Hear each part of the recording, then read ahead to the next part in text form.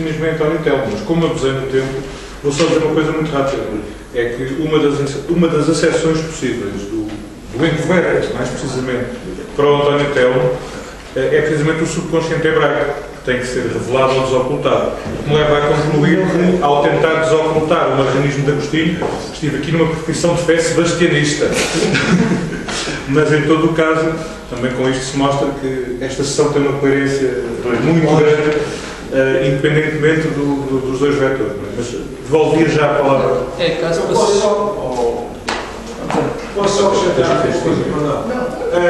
O Agostinho, nas conversas com grupos pequenos, era muito mais solto, obviamente, do que naquilo que escrevia, ou depois naquelas lamentáveis conversas na televisão, em que ele teve que enfrentar um novo grupo de inquisidores, alguns armados em engraçados, como o Miguel Esteves Cardoso e outros patéticos, que faziam uma espécie de inquisição pelo riso, quer dizer, estavam ali para gozar com o velhote, que é uma coisa que, aliás, precedeu o atual desprezo que se tem dos mais velhos no nosso país. Tudo começou aí, em termos de televisão, com o Miguel Esteves Cardoso e outros patetas, repito, à solta, no Independente, não sei o quê, o outro, aliás, é vice-primeiro-ministro, não sei o que mais, portanto, quer dizer, realmente estão uma pleia de idiotas à solta, e que, muito engraçadinhos, resolveram gozar com o velho, e o velho era o Agostinho.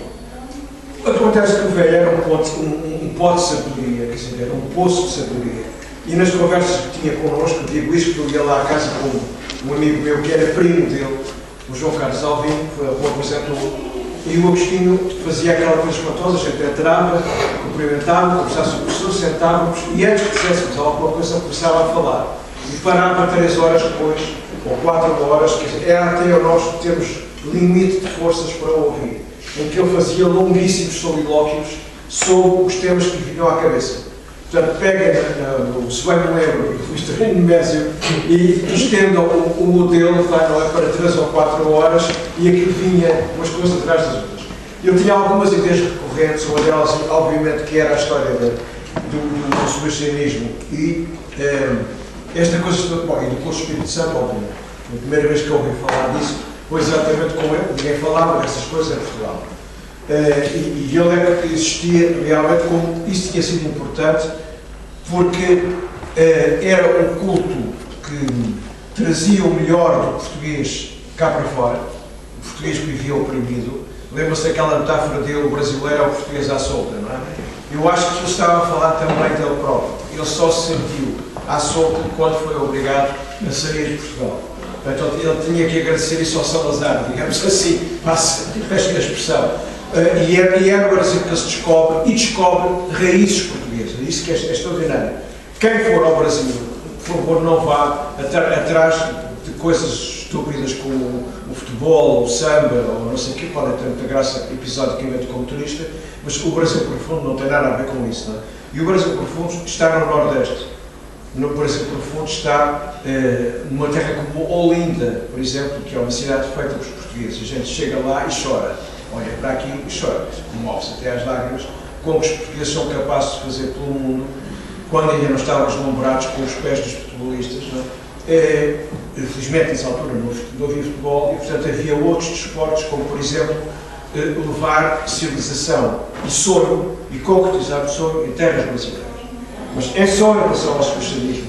Ele dizia o seguinte: o último movimento sebastiânico português não foi português, foi brasileiro.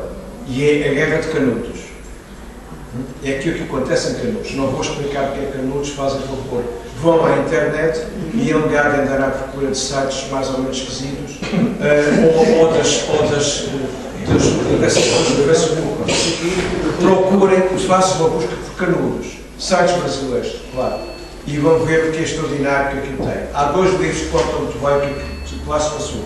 Um é o Aguilhos da Cunha, Os Sertões, publicado na Livros do Brasil, e fez uma reedição recente, portanto, podem procurá-lo.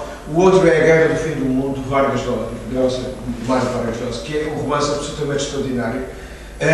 Um romance histórico, mas baseado em factos reais, autênticos, e que é fabuloso pela dimensão de grandeza e de tragédia de tudo aquilo tem.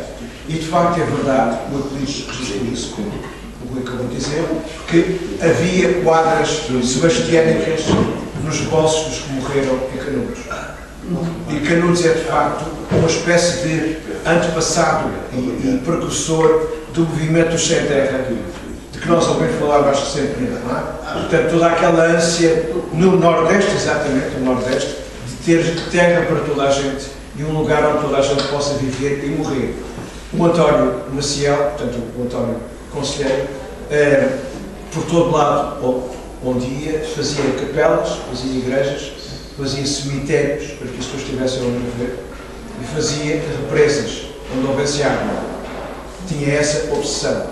Depois era anticlerical, era antirrepublicano, isto está muito gozo enquanto monarca dizer estas coisas, não é? Era completamente monárquico, era antirrepublicano, porque ele dizia com razão que a República no Brasil, acabada de fazer, de instalar, só tinha trazido desgraças e opressão do povo, não é? E portanto ele defendia exatamente que se devia, mas que a monarquia dele é a monarquia sebastiânica, como é evidente, não é? É disso que ele fala. É de um rei mítico, é de um rei que ultrapassa a própria história e que tem uma dimensão messiânica no meio de tudo isto. Não é? E isso está patente ainda no povo brasileiro, e aí vão contrariar e contradizer, mesmo as escolas de samba, quando vão lembrar a Imperatriz Leopoldina e outras coisas que lá aparecem no Carnaval, e que nada mais são do que o sonho de um Brasil que nunca foi, esperemos que um dia seja, mas que nunca foi e nunca será nas mãos das Dilmas e dos Lulas e dos povos e das tainhas e de todos os peixes à solta que encontrarem por aí, não é? Mas que estará certamente no imaginário do povo. E isso o Agostinho percebeu muito bem. O Agostinho é Agostinho no Brasil, o Agostinho descobre-se no Brasil e procura trazer isso para cá.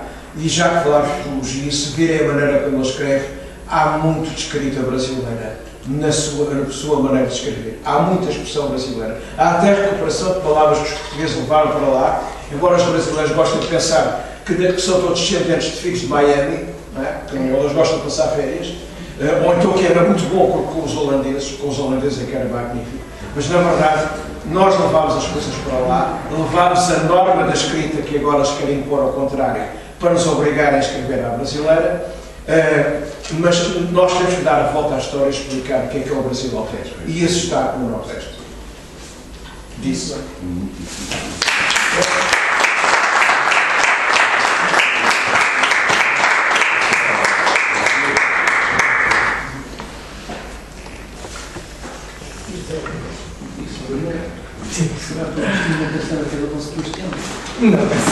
Não, é que Augustus é sinónimo de Sebastião, não é? Estou a brincar contigo. Mais alguém quer... Só uma breve intervenção. Mais ou menos há um ano, no 11º ano, a propósito do Sermão Santo aos Peixes, para António Vieira, concluiu o seguinte: então todos nós temos o Dom Sebastião entre nós, que era o Dom Sebastião da ação e também ao mesmo tempo de ética, não é? Da ação e de ética. E este é o tal profundo Dom Sebastião que está sempre em nós, está sempre presente, não é? É o nosso sal também, não é? Por um lado, é o nosso alimento, não é? E isso fez-me acreditar que ainda há elementos da nossa juventude que se estão a formar, que estão a crescer e que são luminosos. Sim, sim. Mas pronto, é só isto. Eu talvez respondesse à Teresa com uma citação do autor que viveu aqui, em Sesimbra, que é o João Serrão. Viveu bastante tempo aqui. E primeiro estou a sentar. Morreu cá. Morreu cá. O meu está sepultado no cemitério da Área. Está sepultado aqui no Conselho de Sesimbra. Há vários livros dele que depois queres estar. Os próximos É na capítulos. Quintola, perdão, parece na Quintola, não é? Sim, Quintola de Santana. O João Serrão diz num livrinho que é do sebastianismo ao socialismo, não é? Que os povos, ele fala em termos históricos, um bocado positivistas, mas pronto, não interessa agora tudo, que os povos só deixarão de ser sebastianistas quando deixarem de ser súbditos e passarem a ser cidadãos. Se, porventura, o súbdito aqui não tem valor monárquico, tanto faz ser monárquico como republicano, tem valor ético. Subjugado. Súbdito é aquele que obedece ao outro e não pensa por si próprio. É isso que eu queria dizer. Portanto, quando deixar, se essa juventude e esse jovem deixar de ser súbdito, passar a pensar por si próprio e agir por si próprio em benefício da comunidade, é cidadão. Deixa de ser sebastianista. Por exemplo, o António Carlos Carvalho disse que o último movimento sebastianista era Canudos. Não é. É António Costa. António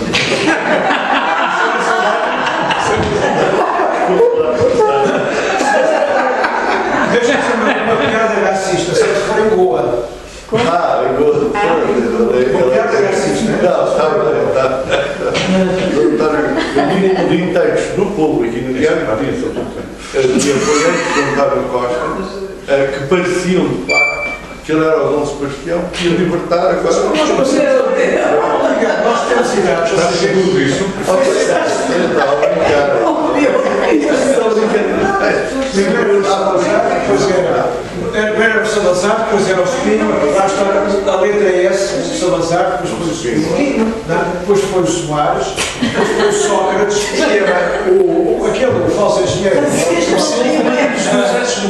Mas este não tem S.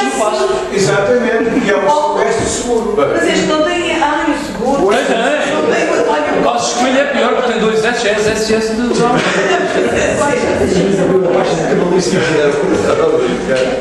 Bom, podemos ficar por aqui, porque já a hora também já. Obrigado a todos. Obrigado.